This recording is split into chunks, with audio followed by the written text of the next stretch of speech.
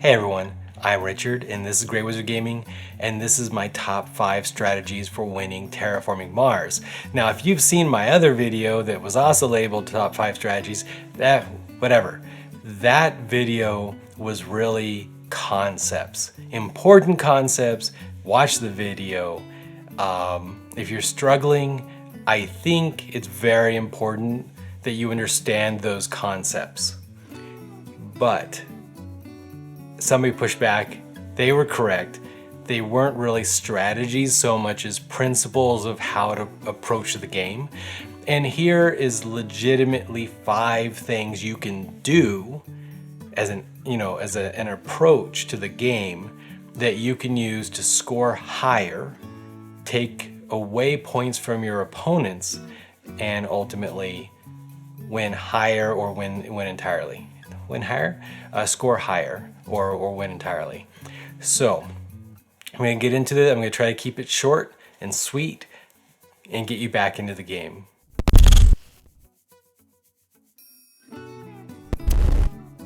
Strategy number 1, Terraform Mars. That's what the game is named.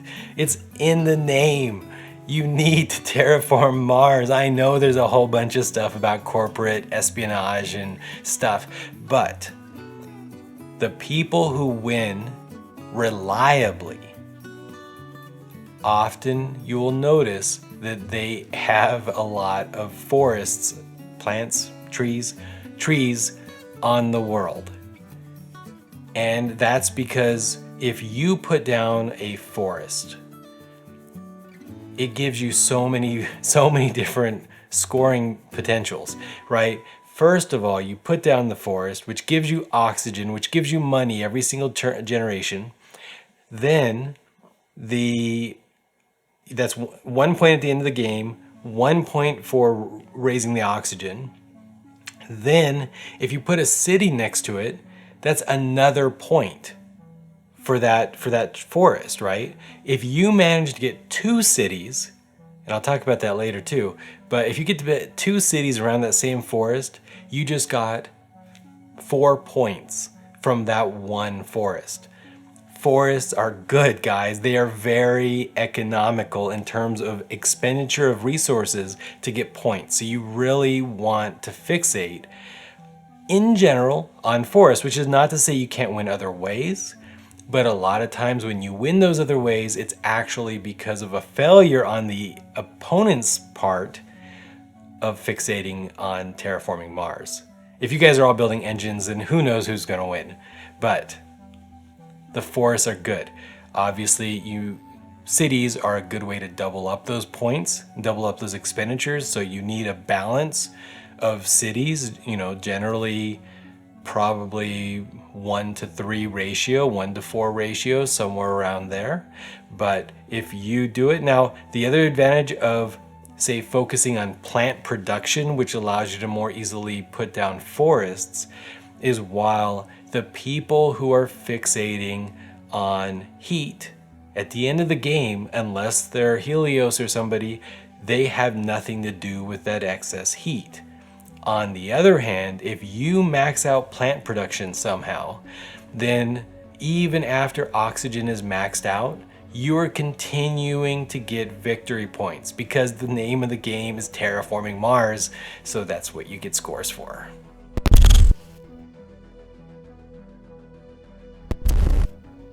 Strategy number 2, Judo. Use your opponent's momentum against them.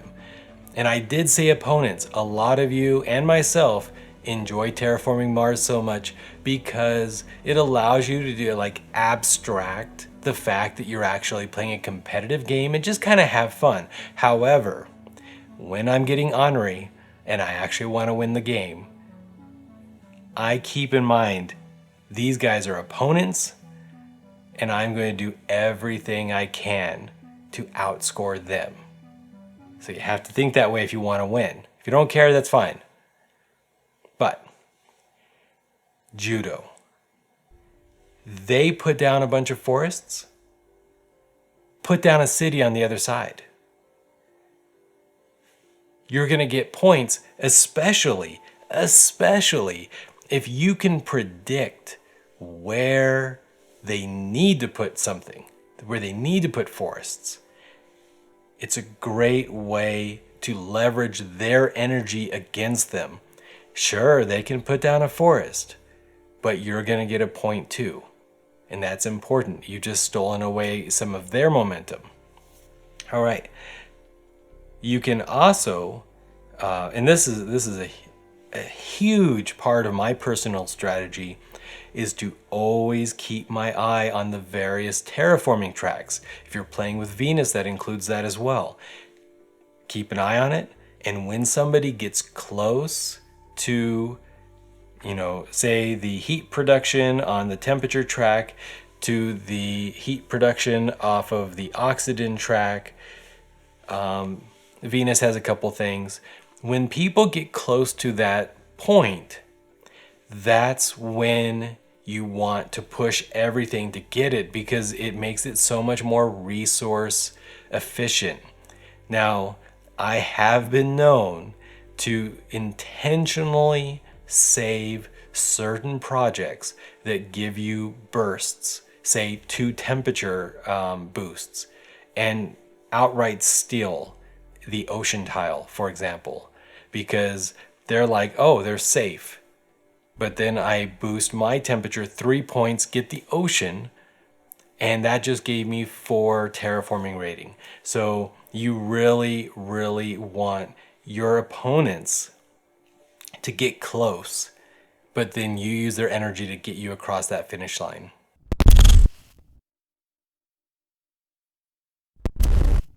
Strategy number 3, give them an offer they can't refuse. I don't know that title makes the most sense, but here's what you do. When you see an opponent build a city somewhere that is good for them at the time, but then they have nowhere to build forest. You'll see people build cities next to oceans because they want the rewards of getting some money back. Cities are generally expensive, so they want some of the money from building next to an ocean, and they want the resources from those prime ocean spots.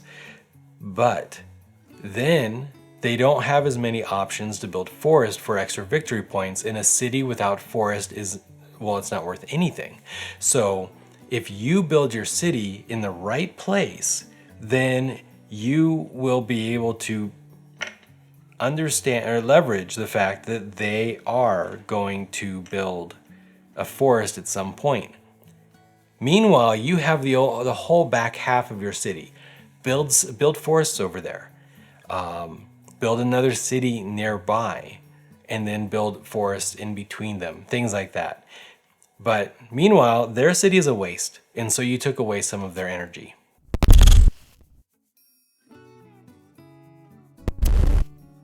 Strategy number 4, slow down. Oh my gosh, I see so many players taking 2 actions every single turn. Comes around, 2 actions. Comes around, 2 actions. Oh, I'm done, pass. What are you doing? Those 2 actions, that second action you're allowed to take, is something you should only do if you have an advantage from doing it. So obviously, if you're at -28 and you have enough resources to get you to -24, which gives you a heat production, then do that. Do those 2 actions in a row. But otherwise, do 1 action, pass it on. The other players will have more fun anyways because they'll get to do their 2 actions that much faster. Meanwhile, you will reach a point where most of the other table has passed and you still get to do some things. And you get to do those things without worrying that somebody's going to interrupt and steal your terraforming ratings or this, that. Maybe they're gonna see, oh, suddenly you're near a milestone and they're gonna take that milestone first. No, they don't know what you're gonna do because you slowed down. It's huge. It's 1 or 2 actions every turn. You don't have to do 2. super important part of my strategy is to slow down most of the time.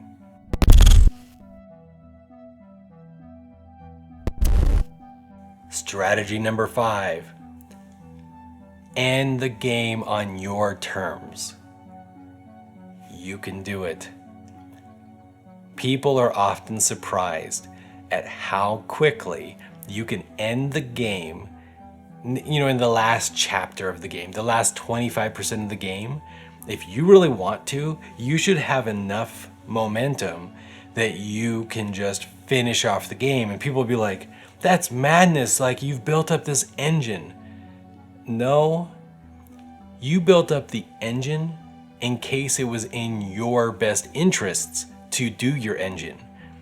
If you see everyone else investing heavily in an engine, that means you should bail out of that market. Like, you don't want to be trying to outcompete everybody else's engines all at the same time. I get people commenting all the time that, oh, our games never end that quickly. That's because I'm not at your table. Because I will end that game quick, guys. Like, the moment I no longer believe my engine can give me more points per turn than somebody else's engine, I'm out. I'm gonna end it. We can play a new game of Terraforming Mars, and maybe that time I'll have a better engine. I don't know. But you should see the look on people's faces when suddenly you're just surging up those last couple oceans, those last couple oxygen things, and they realize that they have invested so heavily and they're only going to get a couple points. And if their engine did not involve increasing their plant production, but you did get plant production, then you might be primed to do what I often seem to be able to do, which is to put down a forest or two at the end of the game. Because that last production phase, you can buy forests, which is incredible. So you really want to give yourself 1 or 2 forests that you have very little competition with. And I often win by just a point or two, and I'm quite happy to just squeeze through because I know that I had an engine. I'm not saying ignore the engine.